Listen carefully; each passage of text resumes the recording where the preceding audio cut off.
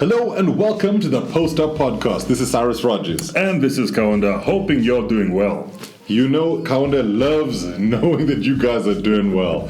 One of our favorite things is that Kaunda is always like, how you doing? And you guys always respond. Anyway, look, we're going to get into the show. I think what we want to talk about this week is actually some pretty interesting stuff because we're getting closer to playoff time and the teams have really been doing their bit. And there are teams that have clinched playoff places. Kaunda, who are we looking at? Cyrus, 5 teams have clinched playoff spaces. In the Eastern Conference, we're looking at the Milwaukee Bucks, Toronto Raptors, and Philadelphia 76ers. In the Western Conference, the Golden State Warriors and the ever so impressive Denver Nuggets. I mean, this is some really, really good stuff. I love the business end of the schedule because, you know, when you look at what's happened with the regular season, you always spend your time going, man, there's 82 games per team. 82 games. Like, everybody's got to play. But Cyrus, don't you realize that we actually watch a heck of a lot of basketball during And why wouldn't you? I know. That's it. We love this game. And, man, maybe we should patent that phrase. Or where have I heard it before? It sounds familiar. But I think the thing about what happens with the NBA, especially when it comes down to business time like this, is that you start seeing guys really give it their all. Teams that seem to be coasting, those who were, you said, leaning into the lottery, we can just call it straight up tanking. They have made their bed, they are lying in it. It's now about the teams that want more from their seasons. And you're seeing it from the Bucks and Raptors and the 76ers having taken their spots and claimed their spots in the Eastern Conference.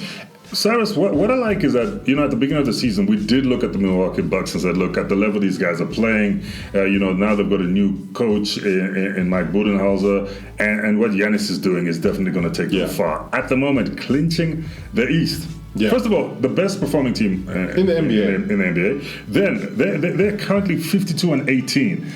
That's 52 games won. That is a tiring feat. It is. And I think the thing is that you look at the Bucks and they've sort of paced themselves relatively well. Yes, they've lost a couple of games here and there. The one against the 76ers in particular was a loss that I think would have stung a little bit, especially when you see the sort of to and fro between Giannis and Ben Simmons. They were really going at each other. But I read somewhere on social media today that Giannis said he would rather be guarded by Ben Simmons than Joel Embiid. Well, wouldn't you? Look, I'll take Isaiah Thomas. And I'm not talking OG Isaiah Thomas. Let me tell you, Isaiah Thomas would take you out. Straight up. But I think the thing here, though, is that it's understanding this. There's a burgeoning rivalry here. You've got 2 young teams where the stars in those teams are also quite young. And there's a lot of bravado and ego. So it's great to see the Bucks doing their thing and Giannis leading that pack. But they've got to pace themselves. 82 and 52-18 is a really good record so far. I think that they're on par to get 60 wins. Cyrus, I think I know what Coach Bud's strategy was here. Yeah. With the misfortunes over the years of early exits in the postseason, right? Yeah. He wanted to guarantee home court advantage. That's why I think he pushed the youngsters as far as they could go, and I'm glad they've gone this far where they finished right at the top. 18 losses, 52 wins. Great. And I think he knows who they're up against. The Toronto Raptors, they're 50-21, not too far behind that. And you know very well that their team has remained solid. So they lost DeMar DeRozan, yes, but they gained a Kawhi Leonard. They gained a Marc Gasol. And that squad remains solid. You got your Pascal Siakam there. That's it. I think their biggest gains have been getting the most out of the players who were there before. Pascal Siakam has been a man on fire. Amazing. And Fred VanVleet has been a great backup point guard when they needed him. So, you know, when you look at the rest of the roster, they still remain deep. You talk about those additions. Marc Gasol, we haven't even seen the best of him yet. Not yet. But look, there is that situation at the moment with Kyle Lowry's ankle injury. They say it's not very serious. It's not really something to say maybe he might miss the postseason, but still, look, that Toronto team is fantastic, and I think Coach Bud is very smart to be able to push the Milwaukee Bucks that high so that they don't have to face the Toronto Raptors early on. Exactly, and that's what you want. That's why you want the number 1 seeding, or as high a seeding as you can get. And you know, this is what I like about the Raptors as well, because this is Nick Nurse's first season as a head coach in the NBA, and he's done a fantastic job. Yes, it was a well-drilled team before. It was a team Dwayne Casey had put together and had Nick Nurse on staff, so he understands these guys' psyche, he understands who he's playing with. He just made tweaks here and there, and he's unleashed certain players, which has been fantastic. Look, Cyrus, to me, an assistant coach, right, who learns well from the head coach can always perform. Yeah. Because if you remember, your favorite, the Golden State Warriors, when Coach Kerr had the back problems and had to sit out, Luke Walton, what did he do? He picked up the book. Exactly. The book of Kerr and continued with it. And how many games did those guys win? And I think this is the thing about the Warriors, is that not enough is said about their backroom staff, because you got Mike Brown there, who has coached some of the biggest teams in the NBA. And he's decided, look, I'm not big enough I'm not so big that I'm not going to be an assistant coach. I can actually learn from Kerr and see what happens, and it actually builds my stock, and I become a champion, championship winner in the process. So, you see, this is what these guys are doing. The Philadelphia 76ers have really, really done well this season. And what's been good is that they've managed to keep their star players relatively fit. Joel will always pick up 1 or 2 niggling injuries here and there, but he's a fantastic player. He showed it when he dropped, 42 points against the Bucks. He's just so dominant. Cyrus, look, first of all, they have stocked up. Yeah, they really have. Let's keep it real here. It's so unfortunate that a Marco Fultz, who to me was a very promising guard when he came in your number 1 selection, but hey, things happen, right? They do. But they have made changes. I mean, if you look at their current stock, first of all, they've got Jimmy Butler. Yeah. And that guy's clutch. He's a great finisher. And then they went and picked up Tobias Harris. I'm just talking about that small crazy get. They got Tobias Harris. That was a great acquisition. Yeah. And Boban Marjanovic, not a bad guy. I saw him in that Bucks game, the Sixers Bucks game. He was great. He's got a great float on him. I like Boban. I think he's got a great personality, and he brings that on the court. And he's not scared to try different things out. He's the tallest person in the NBA. Absolutely. So you're going to have matchup problems regardless. And then you look at the other guys. You got Ben Simmons. You've got JJ Redick. You got TJ McConnell. These guys. That 76ers squad, Cyrus, I'm not putting the chances of an Eastern Conference final out of their reach. I don't think that anybody would, but they've also seen the inconsistency. That's what cost them in the playoffs last season. Hopefully they've learned from that, because there's a lot that they need to get right. And I think that they generally have, but it's really also about home court, because you want to get that number 3 seed. You want to stay there, because falling any lower could cause some serious problems for them. And things have been really, really interesting in the East, because you've got the likes of the Detroit Pistons who are going to be a problem for some people. Definitely. And you never know who you're going to face, because even the Miami Heat, who look like they're on course to clinch that 8th seed. Cyrus, I love your love affair with the Miami Heat. Yes, they are making the postseason. I think they are. But they're not going very far. Grandpa Juice can only take... But they're banana skin. That's the thing for me, is that you just don't know what you're Someone's going to slide on them. Somebody might slip up on them if they take the eyes off the ball. But look, where my confidence also is coming in for Philly? It's because somehow, and I know we've let this just go, but they've managed to tame Jimmy Butler. Well, what's tame? Look, just put him into the fold. At the Bulls, you're not hearing any stories. At the Bulls, he was going off. Then they sent him to the Timberwolves. He was going off. Now at the Sixers, it's like maybe they told him, "Dude, you're the big brother. Chill. We'll listen to you. Let's just play some great basketball." And I think, Cyrus, that's what's working for Jimmy Butler at the 76ers. But there's a whole bunch happening at that team, and I think that they've got to do a whole lot of things right. They've got to make sure that they're playing together, they're on defense together, they attack at the same time, and they make good decisions. That is what killed them in the playoffs last season, is that they didn't make the right decisions at the right time. They couldn't make simple passes when they were playing against a team like the Boston Celtics. It's a new season, Cyrus. It's a new season. I almost called you Cedric. I don't know why, but it's a new season, Cyrus. But anyway, let's move over to the West. Yes. The Golden State Warriors, 47-22. Were we surprised that they finished at the top of the West? Well, they're not finished at the top of the West yet. Well, but they're the first to clinch. They were the first to clinch, but them and the Nuggets have got the exact same record. The exact same record. And, when you look at it, you think, what do they have to do in order to win this championship? They've got to cut out all the mistakes they've been making. Yep. And you saw that in their last game, that they lost to the Spurs. I mean, wow. Good return for the Spurs, though. Look, Cyrus, let me tell you the truth, how I see it, right? 47-22 for Golden State Warriors, 47-22 for the Denver Nuggets. Yeah. I think Coach Steve Kerr has learned something from history. He's a very clever coach. He goes, listen, you do not have to win 73 games. No, he has learned that. I think he learned that the hard way. That you do not need to win 73 games. You do not necessarily need to finish at the top of your conference. you can still take this. All you have to do is be 1, 2, or 3, and you're good. Well, they finished second as the second seed last season. And what happened after that? They still cleaned up shop, right? Yeah. So I think Coach Kerr is working with that formula. Like, look, guys, you could give away a couple of gimmies. Maybe the Spurs are a strong team. Don't go too strong with them. I mean, there are a couple of games you can drop. And I'm not saying that's what he does. I'm saying if I was him, I'd probably let them have a couple of gimmies, because the 73-game run is tiring, Cyrus. You could see it on the faces. You could see it in the body language of the Golden State Warriors that season when they won that many games but didn't win the championship. And there was a huge psychological cost as well. Yeah. I think the thing is that the Warriors are the team to beat. Obviously, everybody's looking at them saying, look, if you can finish top of the West, you can basically do anything. And when you look at the other team that's clinched, the Denver Nuggets, they've got the exact same record as the Warriors. Wasn't that 47 and 22? Yeah, 47 and 22. This is a team that wasn't even in the playoffs last season. Cyrus, it just goes to show you what good teamwork and on top of that, good coaching can make. No, speaking of good coaching. It's true. Yeah, in fact, speaking of good coaching, we got to talk about the Coach of the Year candidates. It's something we wanted to get to last week, but we let it simmer for a bit. We let it simmer. And boy, has it been a good thing that we did, because since then, the Nuggets have clinched. Yep. And who are candidates? Who are your top candidates? I think, although we let it simmer, for me, the names remain the same. Yes. I don't know about you, because you've got this habit. It's called the disagree with Kaunda-ness. But we'll let you have that for a minute. But top of my list, I got to give it up to Coach Mike Budenholzer. First of all, what he's done with the Young Bucks it is fantastic. I mean, Jason Kidd started something.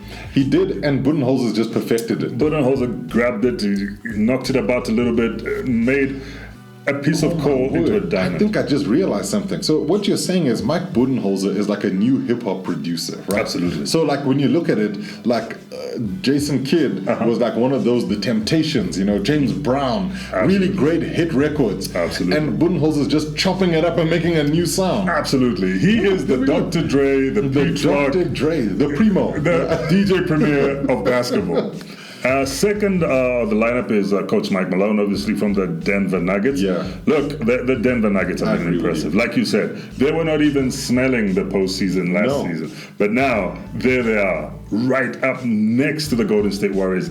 Exactly identical record at this point in the season. And I think kudos to Michael Malone. Yeah. He's done without a doubt so much work. And at now number 3 is Nate McMillan. Now, Nate McMillan, before the injury of Victor Oladipo, we could see that he was taking the Indiana Pacers far in the East. And obviously, even with the loss of a talent such as Victor Oladipo, you can tell that, wow, they are still performing, which speaks a lot about the coaching that's going on, and of course the teamwork as well. But you can't have great teamwork if you're not well coached. And I agree with you there. In fact, Kaunda, all of those candidates are the people that I would have put forward as my top 3 in terms of the Coach of the Year. And you know what?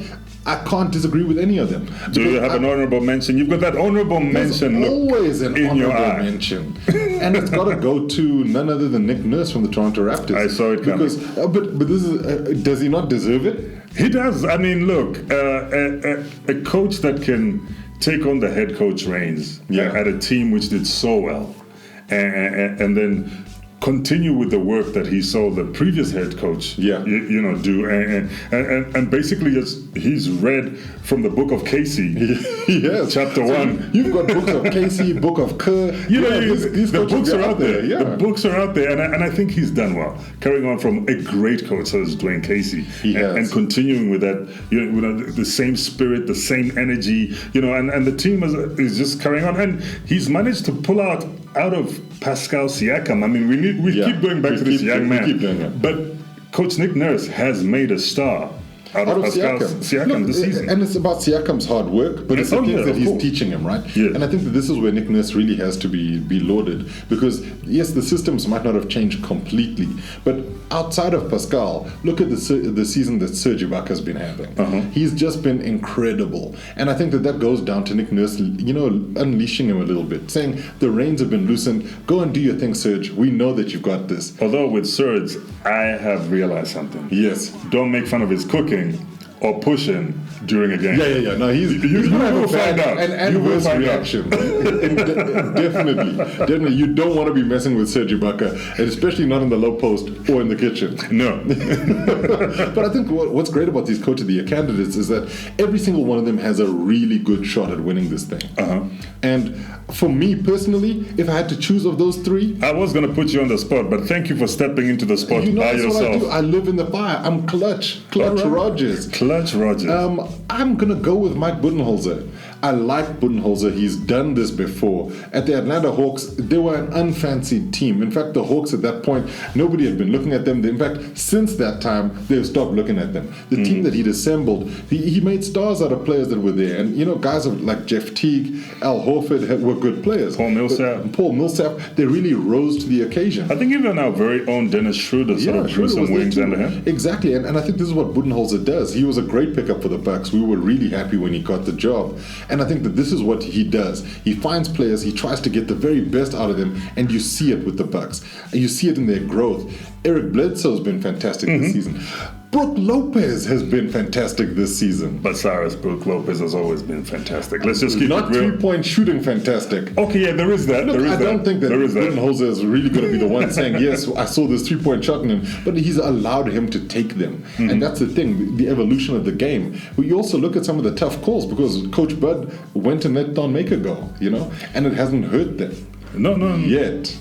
Yeah, not yet, but I don't think it will. I think there's been some great pieces brought in. I mean, he's got some real length on that team. Tall ball, if ever there was. If there ever was tall ball. So who's your Coach of the Year? Look, Cyrus, as much as I respect your call, but to me, I'm looking at the Milwaukee Bucks were a playoffs team last season. Yeah. So basically, he's carried on from what they were able to do and just pushed a little bit further. Okay. But what Coach Michael Malone has done with the Denver Nuggets, I think he's brought out what they were unable to bring out last season. That's so true. Guys, you can go further than this. You are able to do this.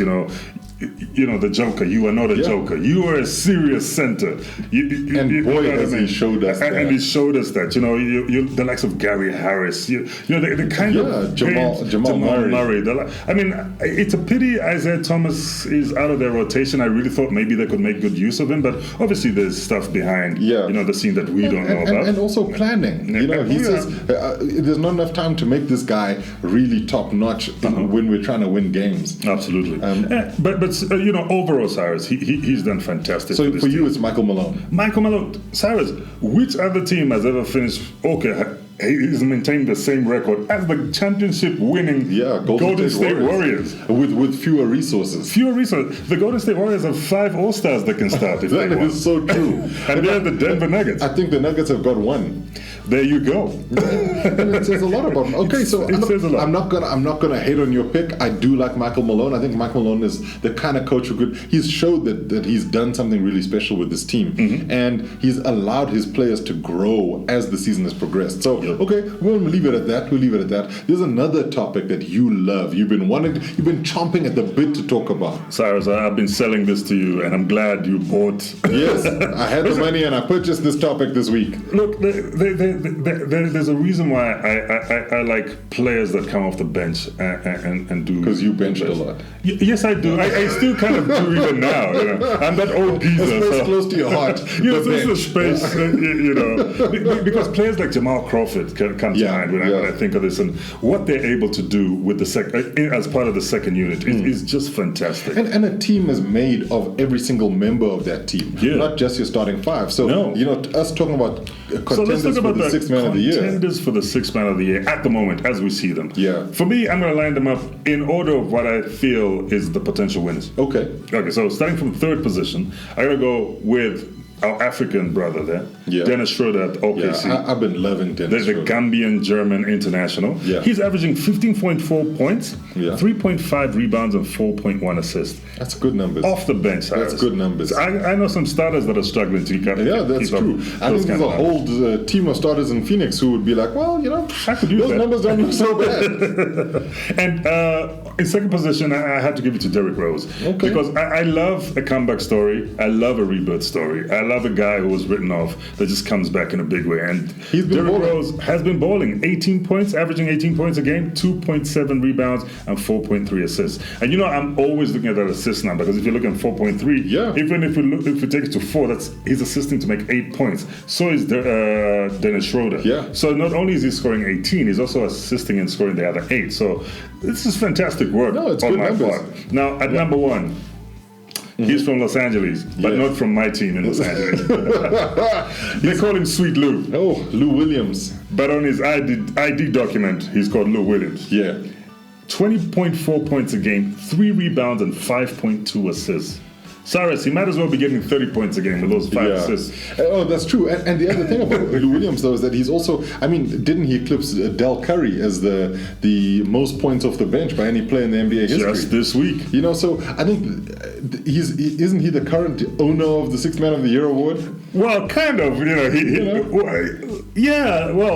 the current one, yes. I thought you meant, should we just give it to him in advance? I was like, well, kind of, maybe. This thing belongs to him. Because remember, it was him and Jamal Crawford. Crawford, yeah. And they were really going for it. But Lou Williams, he's a perennial Sixth Man of the Year. Yep. And it's a bit sad because, he's great off the bench. He leads that second unit so well. But he plays so well, you wonder why he's not starting. Look, Cyrus, I think we've used this phrase quite a bit in part of our podcast where we say role players. Yeah, and I think Lou Williams, as great as he is, he's a proper role player. He understands that he's a role player, and when it's time to lead that second unit, he's going to do just that. But let's not dismiss what he does, because the thing about Lou Williams is, yes, he does lead the role, the second unit, and he doesn't necessarily start the games, but he's finishing them. Absolutely. And that is really the most important thing. And I think Lou Williams has even said himself, he'd rather be coming up clutch at the end than running on the floor at the beginning. Absolutely. And he's clutch. Cyrus, teams have seen it this season. Yeah, you got that last shot and you're like, okay, who do we give it to? Lou Williams is a good... Or who's going to drive in and get those last 2 points to make us win by 1 point? Yeah. Because we're down a point. Yeah. Lou Williams, you can give that ball to Lou Williams and he'll confidently win you that game. And he's done it multiple times. I love at Lou home Williams. and on the road. I love Lou Williams. Look, I'm not going to mess with you. I see what you're saying in terms of your candidates there. I do love Dennis Schroeder. Derrick Rose's stats speak for themselves. You've got that look on your face again. I love Lou Williams. I think Lou Williams is you've got the honorable mention look on your face. We gotta Kaunda. So who are we honorably mentioning? There's a couple of players that we have to. Woo! Where do I start? Can I carry on with mentioning how much I love Lou Williams? Yes. The thing for me, right, is that... What do you say? I think for me, Kyle Kuzma is one of those guys, though his numbers don't necessarily show it. Julius Randle is another one of those guys, though I think he has started quite a few games this season compared to somebody else. Cyrus, his performance has gotten so well. Yeah, I regret the day he was traded to the Pelicans. As you should. As a Lakers because fan. Julius Randle is a great player. What's happening with Julius Randle is the same thing to me as what's happening to who's our player that went to the Brooklyn Nets?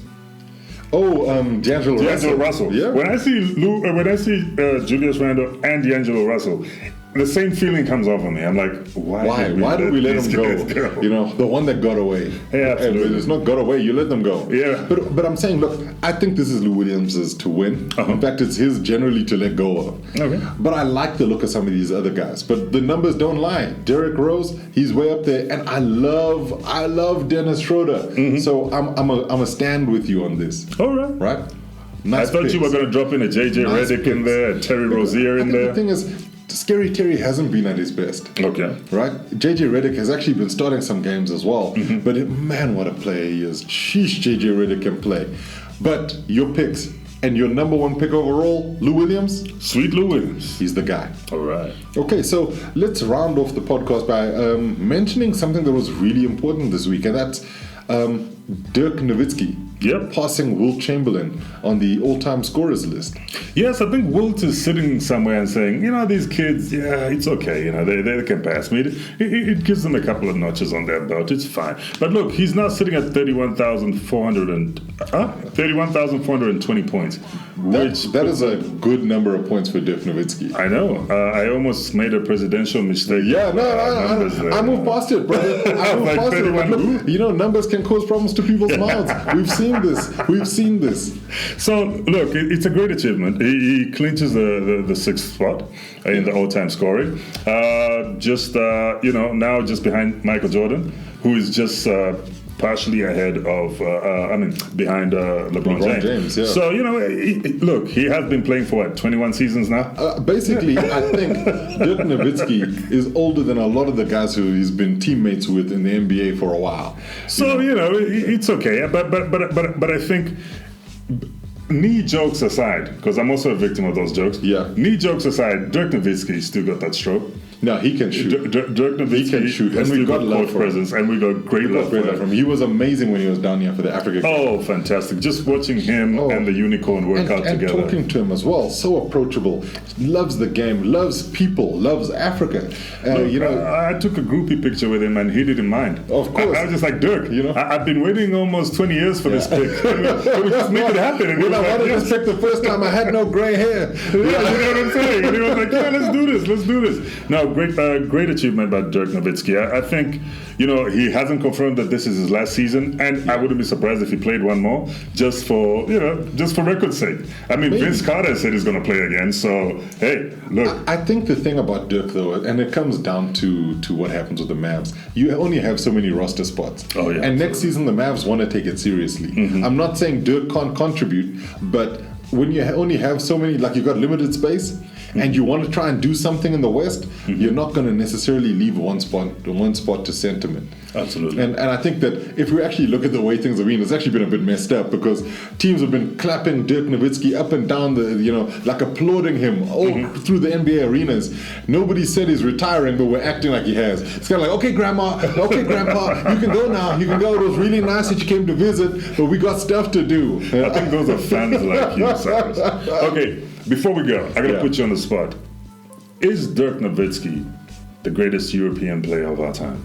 In the NBA? Yes. Yes, without a doubt. Here we go. Next question. No, that was it. That was the spot, and you took it with grace. I'm assuming you feel he is. Absolutely. I think, we've seen a lot of guys come from Europe, and I think Dirk Nowitzki, in terms of positioning himself, impact on the game, influence on other players, I think he's been such a great player. Yeah. And I think for me, we'll see what Luka Doncic can achieve in his career, but at the moment, I'd give Dirk Nowitzki the accolade of, I think, the greatest European player in the NBA in this generation. Yeah. Look, I agree with you. I think it's a fantastic thing. Great achievement for Dirk. Passing Wilt is no mean feat, and he's done it, and it's taken him a long time. Go rest those knees, Dirk. Go rest those knees. All right, that's it from us at the Post Up Podcast. Make sure you interact with us on social media. Yep. Go to @PostUpPodcast on Instagram and on Twitter, @PostUpPodcast on Instagram and on Twitter. That's it from me, Cyrus Rogers. And from me, Kaunda Chama. Thanks for listening, and we've got another great edition coming to you next week. Indeed.